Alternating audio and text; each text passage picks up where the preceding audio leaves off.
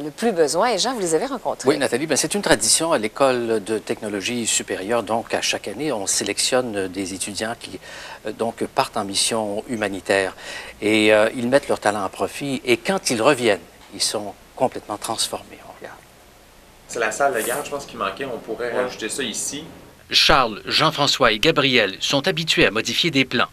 Ils érigent aussi des bâtiments en se souciant de l'environnement. Ils ont même appris à fabriquer des briques avec de la terre rouge, sans ciment. Le ciment est une matière qui demande beaucoup d'énergie à être produit. Donc, qui dit énergie, dit pollution au bout de la ligne. Donc, on essaye de réduire cette demande énergétique-là au maximum. Charles, Jean-François et Gabriel étudient pour être ingénieurs. Mais depuis plusieurs mois, ils n'ont qu'une seule idée en tête, celle de mettre leur science et leur connaissance au profit des plus démunis. Ici, à Montréal, il fait 30, puis le monde suffoque.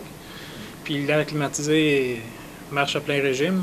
Sauf qu'au Bénin, quand il fait 40, 45, la personne est malade. S'il n'y a pas une bonne ventilation, ça va pas l'aider à se rétablir. Nos futurs ingénieurs s'en vont bâtir une clinique en Afrique.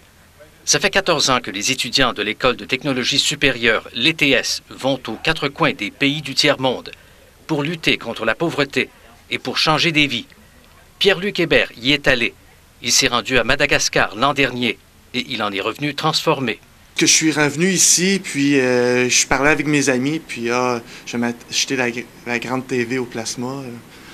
Ça me laissait complètement indifférent, même peut-être choqué. Pierre-Luc est lui-même allé ériger des bâtiments de ferme. On a construit une bonne partie de la laiterie fromagerie avec une suite camping. Ça allait plus rapidement que là-ci. Ça, c'est une drill pour entailler les érables. Pierre-Luc m'a dit qu'il a aussi construit un appareil pour convertir le lisier de porc en biogaz, utilisé pour éclairer la nuit et faire cuire les aliments. Ici, on vit beaucoup pour l'argent. Là-bas, on vit beaucoup pour la famille. Puis je pense que s'il y a une leçon que j'ai à tirer de ça, c'est ça. Il faudrait faire une modification comme du mur pour avoir soit un guichet de service. Nos futurs ingénieurs ont encore quelques détails à régler. Ils vont séjourner au Bénin durant 4 mois. Oui, on n'a pas de rémunération, mais d'après moi, on va recevoir quelque chose qui est beaucoup mieux que l'argent. On va avoir une expérience de vie, notre vision va changer du monde. Quand on va entendre le monde parler de l'Afrique ou du Bénin, on va dire, nous autres, on l'a vécu, on sait c'est quoi, puis on va pouvoir le dire au monde, c'est quoi exactement, comment ça se passe. Nos amis ne sont pas partis, que leurs vies sont déjà transformées. Jean Lajoie, TQS, Montréal.